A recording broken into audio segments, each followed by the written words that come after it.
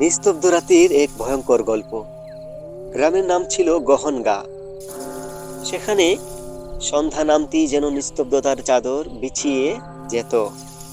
রাত গভীর হলে গ্রামের মানুষজন দরজায় তালা মেরে মাটির দেয়ালে হারিকেনের মৃদু আলো জেলে ঘুমিয়ে পড়ত। কারণ বহু পুরনো এক বিশ্বাস ছিল, রাত 12টার পরে কেউ ঘরের বাইরে থাকলে তাকে আর জীবিত পাওয়া যাবে না। সেই গায়ে এক নতুন শিক্ষক, রাকিব স্যার, সদ্য যোগদান করেছিলেন। তিনি শহরের মানুষ, গ্রামের এই অলৌকিক বিশ্বাসে মোটেই ভীত নন। গ্রামের মানুষের সতর্কতায় তিনি শুধু হেসে বলেছিলেন, এগুলো সবই মানুষের কল্পনা, ভূত বলে কিছু নেই।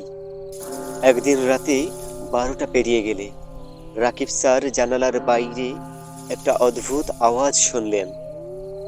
কৌতূহলবশত তিনি বাইরে বেরিয়ে এলেন। চারপাশ ছিল অন্ধকার আর নিস্তব্ধ। হঠাৎই দূরের বটগাছের নিচে একটা ছায়া নড়তে দেখা গেল। কে ওখানে? চিৎকার করলেন রাকিব স্যার। কোনো সাড়া পেলেন না। সাহস করে এগিয়ে গেলেন বটগাছের দিকে।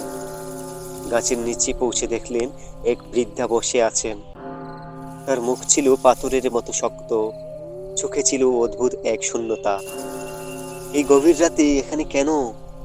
জিজ্ঞাসা করলেন রাকিব স্যার। বৃদ্ধা কোনো উত্তর দিলেন না। হঠাৎ করে বৃদ্ধার ঠোঁট থেকে এক ভয়ঙ্কর কণ্ঠস্বর বের হলো, তুমি আমার এলাকায় কেন এসেছো?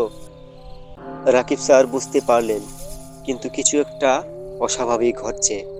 তিনি পিছু হটার চেষ্টা করলেন, কিন্তু পা যেন মাটিতেই আটকে গেছে। বৃদ্ধার চোখ রক্তবর্ণ হয়ে উঠল, আর তার চারপাশ থেকে অদ্ভুত একটা শীতল বাতাস বইতে শুরু করলো। হঠাৎই রাকিব স্যার মাটিতে পড়ে গেলেন। শেষবারের মতো তিনি শুনলেন বৃদ্ধার শীতল কণ্ঠ, এখানে যারা আসে তাদের আর ফিরে যাওয়ার সুযোগ হয় না। পরদিন সকালে গ্রামের লোকজন বটগাছের নিচে রাকিব স্যারের জুতো খুঁজে পেল, কিন্তু তিনি কোথাও নেই। গ্রামের মানুষ শুধু বলল, আমরা বলেছিলাম রাত 12টার পরে বাইরে যেও না, কিন্তু তিনি আমাদের কথা বিশ্বাস করেননি। গহনগাঁয়ে সেই বটগাছ আজও দাঁড়িয়ে আছে, আর রাত 12টার পর কেউ সেখানে যেতে সাহস পায় না।